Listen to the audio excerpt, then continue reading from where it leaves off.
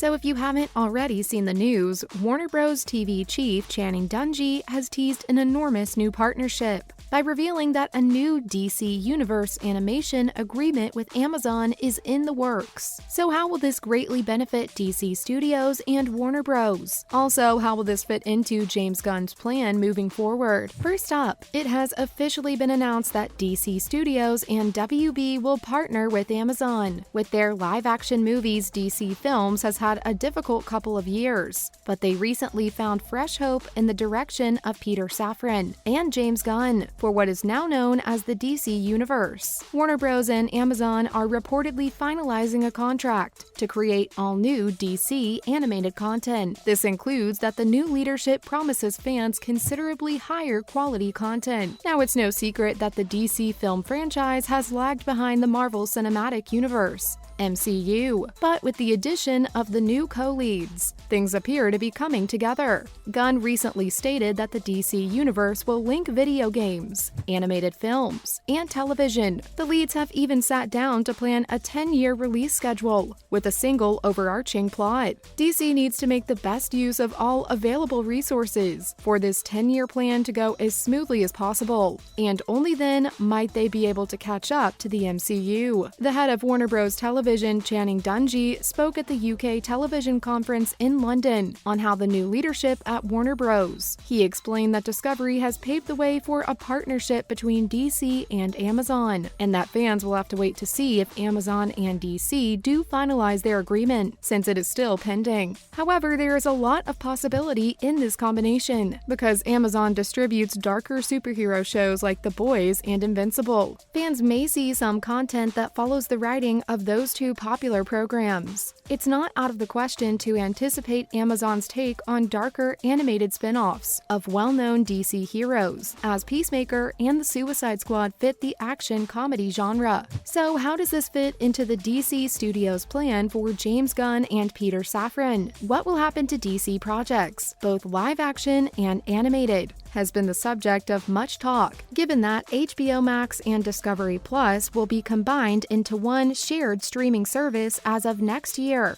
One of James Gunn and Peter Safran's primary responsibilities as co-presidents of the recently established DC Studios is DC Animation. It's still being determined what will happen to animated DC projects, whether TV shows or original films, even though the new administration is refocusing on how they distribute material, both online and theatrically. However, once it becomes a part of DC Studios' larger plans, the new agreement with Amazon may become quite important, as he and Safran are developing the DCU's 10-year plan. Gunn claims that DC is very interested in having animated ventures relate to the broader franchise. Despite HBO Max's recent growth as a platform, DC animation films will have a much wider audience because of Amazon Prime Video's larger platform. Whether they are animated movies or TV shows, this can ultimately benefit DC Studios hugely. Speaking of DC, what films are set to come out next? Although it is only beginning to come together, the DCU is clearly in a state of chaos, and DC's live-action library is a complete mixed bag. The Lost Kingdom, The Flash, Aquaman, and perhaps a third Wonder Woman film are upcoming. But the live-action movie series is, to put it mildly, in need of repair following some significant restructuring inside the new DC Studios, the cancellation of Batgirl, and the ongoing issue surrounding Ezra Miller. However, not all DC-related media is disorganized. So here is a list of adventures coming next. First up, Shazam 2.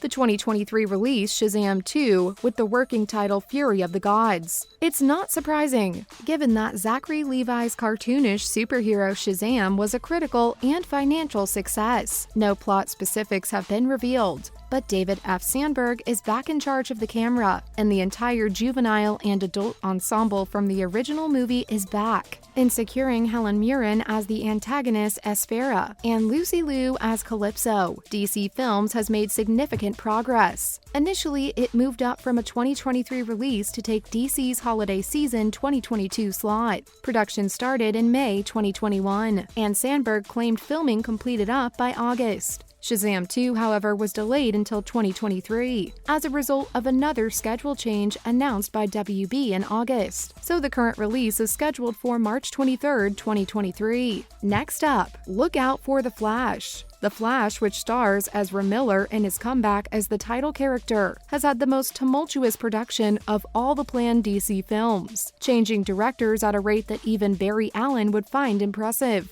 Thankfully, things are genuinely moving forwards, with its Andre Muschietti in charge. A June 2023 release date is now scheduled. Ben Affleck's Batman and Michael Keaton's Batman from the Tim Burton films will both return to the DC Extended Universe, thanks to The Flash. But they won't be the only newcomers. In a noteworthy move, The Flash will also feature Sasha Calle's Supergirl from the DC Extended Universe, with Ron Livingston replacing Billy Crudup as Henry Allen, Barry's father, on the show. Now we can also expect Blue Beetle to look forward to. With an almost entirely Latino cast sharing the spotlight, Blue Beetle now has a theatrical release instead of an HBO Max debut, and aims to introduce the franchise's first-ever Latino starring male. The principal character of Jamie Reyes, a teenager who discovers the Blue Beetle Scarab, an alien artifact that transforms into a beetle-inspired suit, allowing him to battle crime and even travel across space, will be played by Xolo Maridueña. An all-star cast